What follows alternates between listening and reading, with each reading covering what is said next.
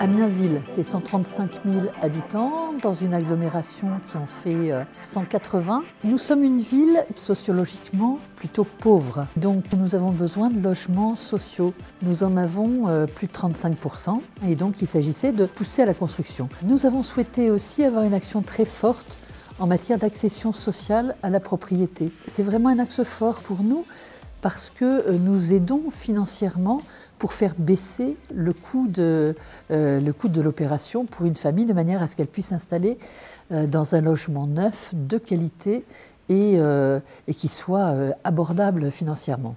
C'est très important qu'on ait des interlocuteurs chez Claisance présents à Amiens, avec lesquels donc, le dialogue est beaucoup plus facile. Les opérateurs de logements sociaux sont des partenaires tout à fait essentiels, bien entendu. Claisance participe à l'attractivité de la ville en mettant un soin particulier dans le choix de l'implantation de ces résidences. On essaye déjà de s'inscrire dans tous les projets d'Amiens Métropole et d'être pas seulement suiviste, mais d'apporter des idées, d'être à leur côté et puis de faire en sorte que ça se réalise vraiment.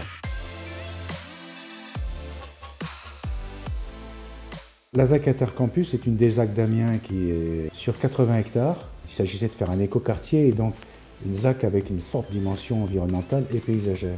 Alors il y a plus de 2000 logements qui sont prévus, avec un petit peu de commerce, des parcelles qui sont assez généreuses. Le nôtre fait 75 logements, 53 logements locatifs sociaux, côté ouest, et 22 logements PSLA, c'est-à-dire en accession sociale. Côté est, sur ces deux côtés, on aura des bandes boisées.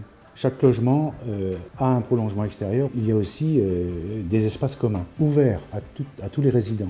On prolonge le rythme donné par les paysagistes de la ZAC en créant un grand jardin central.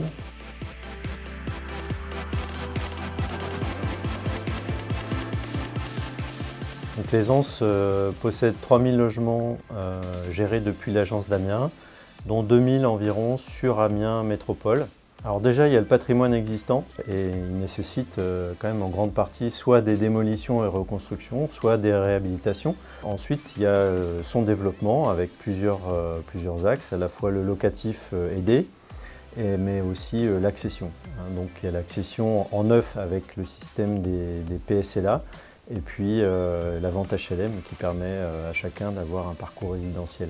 Pour le reste, nous avons noué des partenariats avec diverses associations, comme Ludos qui gère le 115 sur Amiens, mais aussi Espoir 80 qui est une association qui permet à des personnes souffrant de handicap psychique de revenir dans la société. Amiens est une ville éminemment étudiante, c'est la ville la plus jeune de France.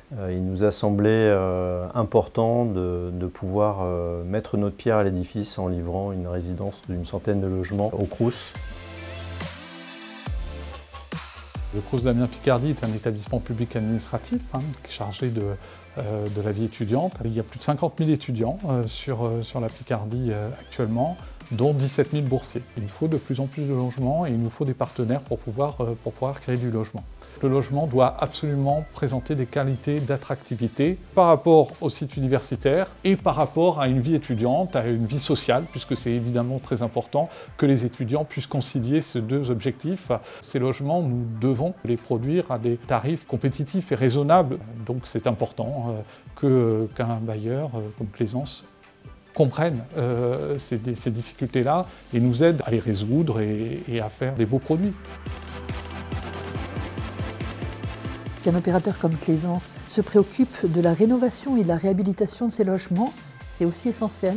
Ne pas penser qu'aux nouvelles constructions, mais aussi faire en sorte que le patrimoine existant soit rénové pour rester de qualité, parce que ça témoigne aussi aux habitants du respect qu'on a vis-à-vis d'eux. Quand on respecte les gens, je pense que le retour est logique.